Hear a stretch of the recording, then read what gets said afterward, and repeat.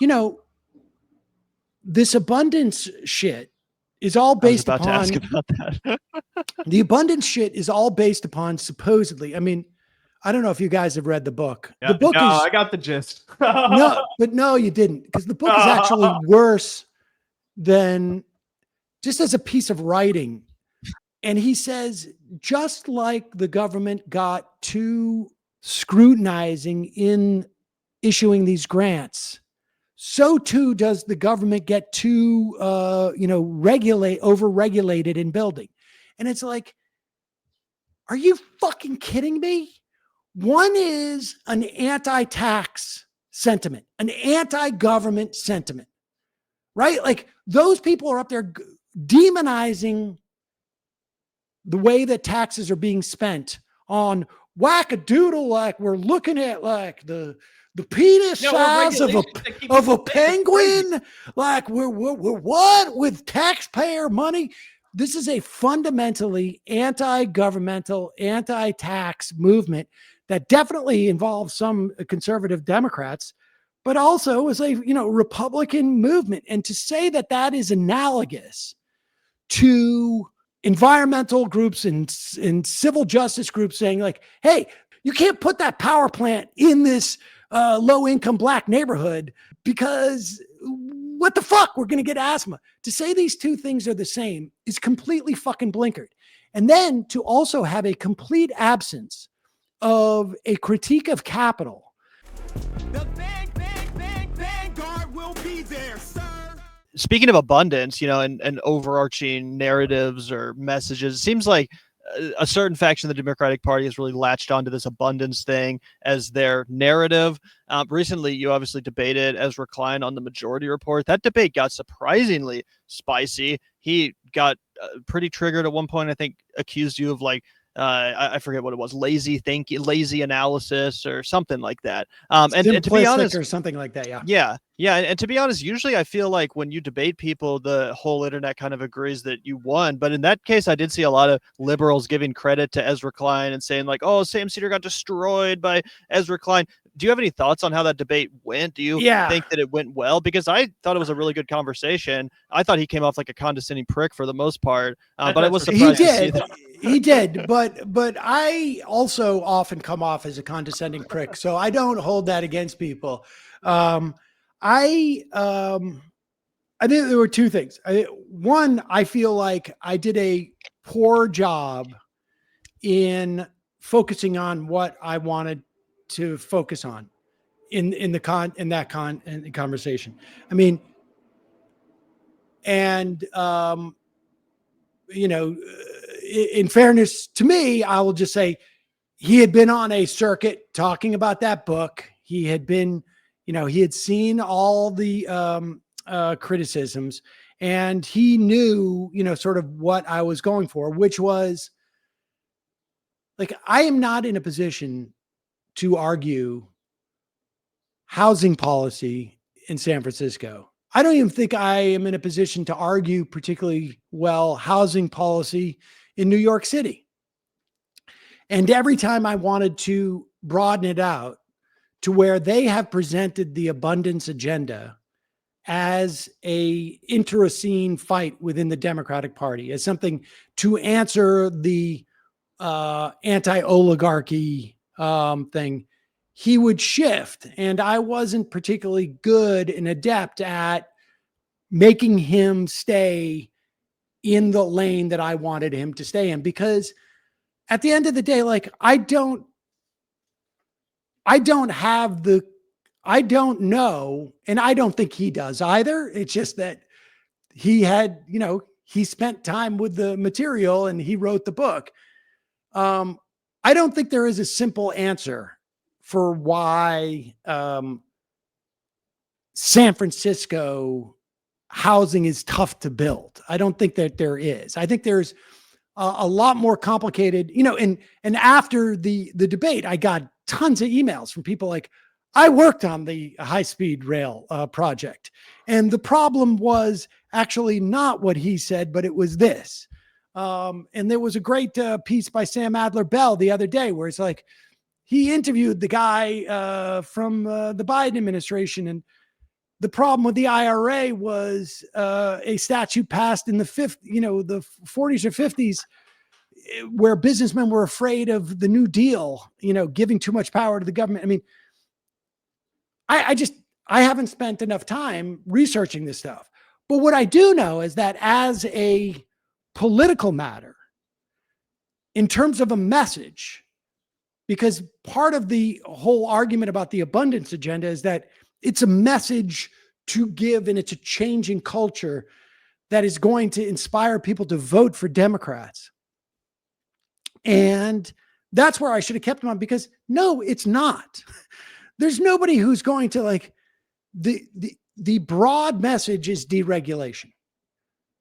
Josh Barro was at the event that they had their abundance of Palooza and said, like, really at the heart of all this is unions are the problem. And that is not a winning formula. And I would also reminds me of what I imagine being a Democrat in the 90s was like, when you kept hearing a bunch of stupid shit about Bill Clinton, where it's like, dude, bro, that guy this is what it was like. Handed to him by Ross Perot. This is what it was like being on one part of the Republican Party when Jack Kemp was talking, which was during the Reagan era. No. Like, this is Jack Kemp, Republican, 1980, when there was still that part of the Republican Party. Sort of like Mitt Romney, ACA, that type of Republican thing, like genuine, like sort of like neoliberalism in the way that it's really meant to be presented. Yeah. And the other element of this that I tried to get across that I don't think I did a terribly good job about it either, was that it's fundamentally anti-democratic. It is their definition of the groups is really in many ways like like the same response to cancel culture. Like, to me, cancel culture, the complaints about cancel culture are not that there are some people who, there are parameters, and if you go outside those parameters, you don't have success, because that has always been the case. And for much of our history, those people didn't even get a position to get canceled because they were never scheduled in the first place. Like, there were certain jobs you walk in, you're a black person, you're a woman, you got long hair, you're a liberal, whatever it is, you're not getting that job. And there's no canceling because you're never going to get it. Yeah. And cancel culture just became like when there was a broader palette of people, essentially, who could decide who was going to succeed in society. And people had to conform to that. Their abundance idea that, like, the groups, and he was very evasive about a lot of this. And I think they have to be, because when they're explicit about it, it's problematic. Like this Josh Barro thing, the best thing that happened to Josh Barro and the abundance movement is Elon Musk and Donald Trump. Because otherwise we'd all be focusing, this conversation would be about how Josh Barro is saying at the root of every problem in New York City is a union. And they can't say this stuff out loud, because if they do, they're going to piss off too much of the Democratic Party. You can't say, I have a problem with the groups, and the groups you're talking about are environmentalists, civil rights groups, the woke radical left. Yeah. But across the board. No, I'm kidding. It's like, well, no, but honestly, that's what they're saying. And, they're saying, like, this requirement that we have air filters, high grade air filters for public housing that we have near highways. Maybe we should get rid of that. And oh yeah, they're gassing up Texas. That one idiot that's not Ezra Klein, the other guy, his lackey. He was out there talking about, we should, do you know why they build a lot more housing in Houston? It's because it's in fucking Texas and think it's a rundown after 10 years. It's not just that. Power grid goes out. Much of their fucking housing was built in floodplains. And it may not make a difference for the first 10 years but at one point, all that fucking housing is going to get wiped out. Now, maybe you make a calculation. We're going to risk it. At one point, 10 years, 20, 30 years down the road, it's all going to get wiped out. But it's in floodplains because they don't have those regulations. And maybe you make the calculation, look, we're going to be able to build this housing. It's just that the kids are going to have a 50% asthma rate. And that's the decision that we as a community decide to make. They want to obscure those decision makings by shutting down the people who will raise those complaints. And it is fundamentally anti-democratic. And I tried to also bring up uses the Shapiro thing in rebuilding I-95, that bridge that fell. And Shapiro basically, state of emergency, froze all environmental and labor and all these other things. And my argument is, yes, it's an emergency. And Shapiro was able to do that because all of the constituencies basically said, agreed, this is an emergency. We need this bridge built. Too many of our union workers drive across that bridge to get to work. Too many of our low-income kids, drive across that bridge to go to school, whatever it is. The community agreed on the notion of it's an emergency, and so we're willing to suspend these things. You can't do that in a time of non-emergency without being fundamentally anti-democratic. And then let me just say, in terms of the book, you read the book, Derek Thompson's section is about the NIH and how they became risk averse in giving grants to scientists, and that the amount of new discoveries that we have has been contracting because the federal government grants to the NIH have required more scrutiny. And the NIH has, and down, upstream is Congress issuing money to the NIH, and then the NIH being sort of like more scrutinizing different things. And he cited there were Democratic lawmakers, there definitely were, but there was also Republicans going, essentially going, in the 80s and the 90s and maybe even the aughts.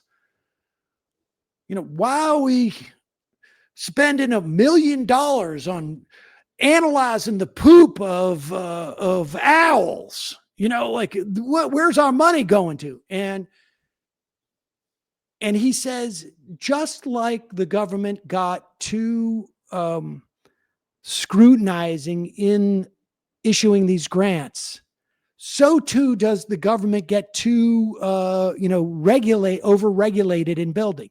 And it's like, are you fucking kidding me?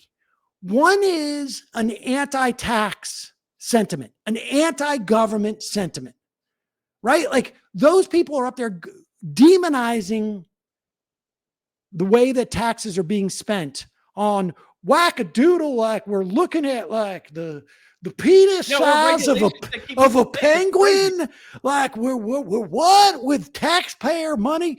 This is a fundamentally anti-governmental, anti-tax movement that definitely involves some conservative Democrats, but also is a Republican movement. And to say that that is analogous to environmental groups and civil justice groups saying like, hey, this housing, like you can't do this. You can't put that power plant in this low-income Black neighborhood because what the fuck? We're going to get asthma. To say these two things are the same is completely fucking blinkered. And then to also have a complete absence of a critique of capital, like the idea that the NIH giving money to universities who are now these massive, like capitalistic machines that are out there trying to compete with, you got to publish, you got to like the idea that they're not looking downstream. They're not looking at potential hires for professors who then go and apply for NIH grants. Like the risk averseness, and the risk averseness is like, what's going to pay off, right? Because so much of science is I'm doing this. It's going to pay off 50 years down the road, but I have no idea how. Like I have no idea. I am studying the poop of this owl, but I may come across the cure for diabetes, but that's not what I'm doing. It just happens. I stumble across it. It's just like science for knowledge's sake. In a capitalist society, it is impossible to imagine that people who are pursuing knowledge for knowledge's sake are not then devalued in academia, in business. Like if people think that like Harvard's not looking at like, oh, this guy, Merck is really interested in the work this guy's doing. We're going to put this person at the top of the line, and then we're going to steer that NIH grant towards this person. I mean, of course that happens. That's what risk averseness is, a disease of corporate capitalism. It is like, and you can see it everywhere. And the idea that Thompson doesn't even like consider that aspect of it, the whole fucking thing was just shoehorned in. It's such a fucking farce. And that's why, I got piled on Twitter by an account that has 1,000 followers. And the clip they used got like 4-5 million views. Now, that's quite a fucking algorithm. I can tell you that right now. It is quite a fucking algorithm. They are pushing this shit and they are focusing on Ezra's part of that book. The rest of the book is fucking garbage.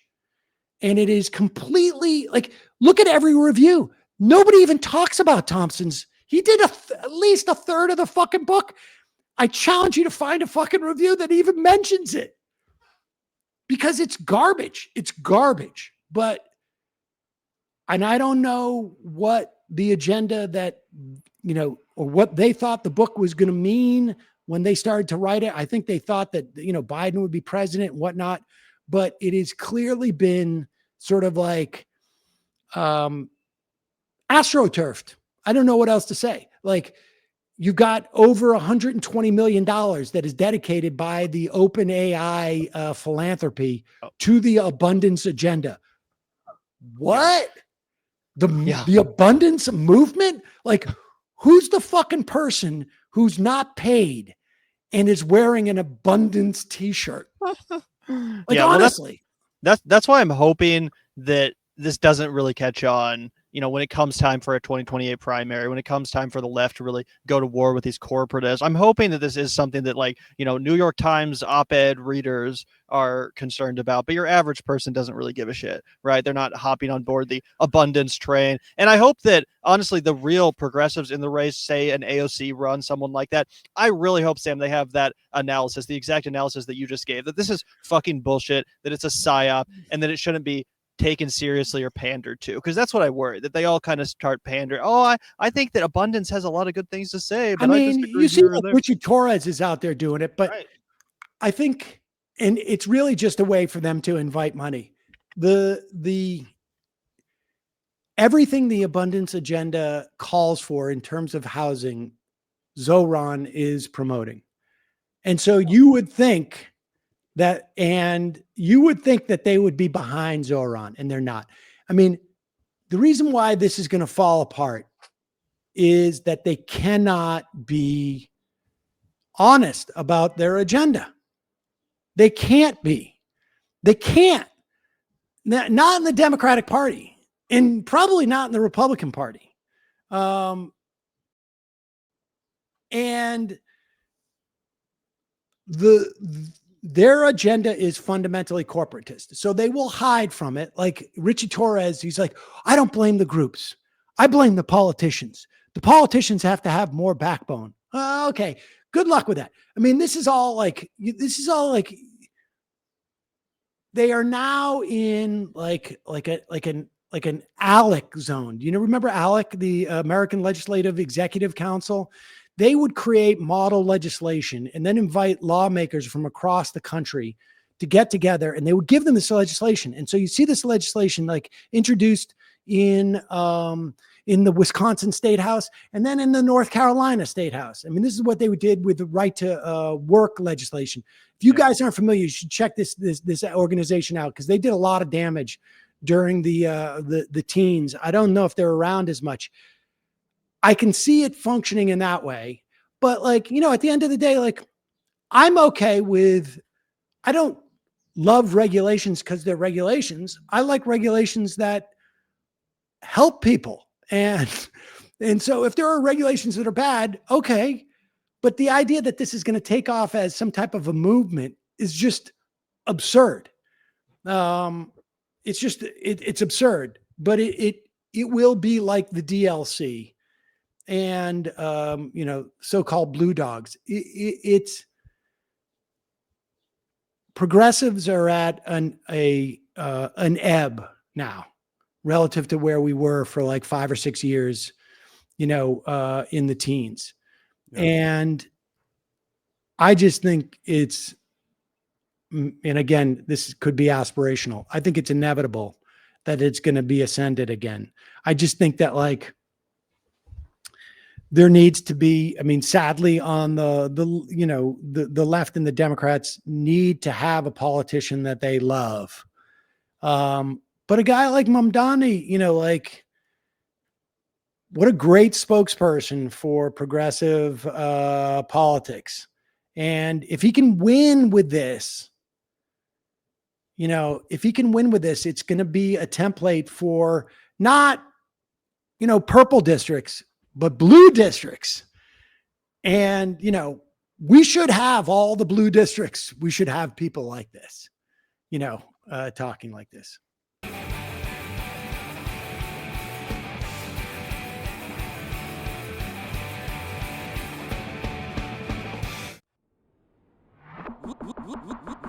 Look out the door if you hear an ambulance. The Vanguard will be there, sir.